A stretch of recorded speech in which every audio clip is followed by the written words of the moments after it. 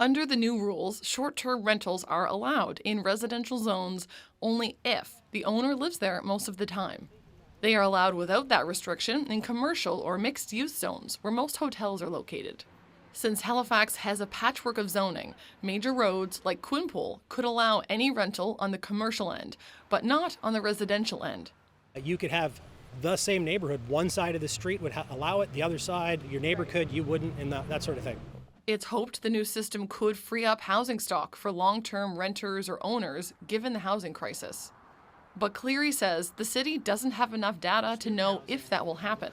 He says it's possible only a couple hundred units could convert. I don't want people to get caught up in the fact that, short-term rentals is going to solve the problem. It's one little tiny drop in a bucket that we need to fill with thousands and thousands of other units. But Brendan Smith says that tiny drop is worth it. He's the only long-term tenant in a Dartmouth triplex with 2 Airbnbs, which now have to change. It's definitely going to help, even if it's a small kind of drop in the bucket for our housing crisis. We need it like every unit we can get, we need right now. It appears some units are already moving to long-term. Airbnb listings like this one are popping up as year-long leases on Facebook Marketplace. Just move it to a long-term rental. There are a lot of great tenants out there that need a place to live. So, Realtor Tanya Colbo says she's already had a couple clients sell homes they planned to Airbnb. Colbo is watching what happens in Halifax's North End.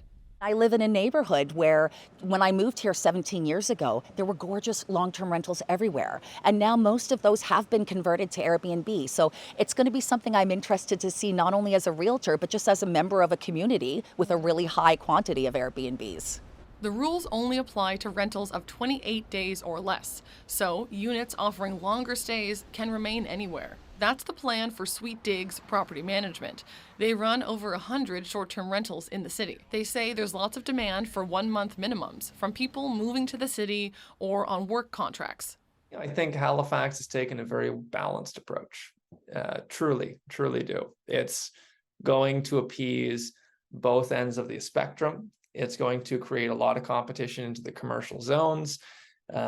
Essentially what the city is saying it wants to see with this new plan is only going to continue creating density in the downtown core. The rules apply everywhere in the municipality, but staff are examining whether rural areas need a different approach. All short-term renters must register with the province, so city staff will soon know where they are.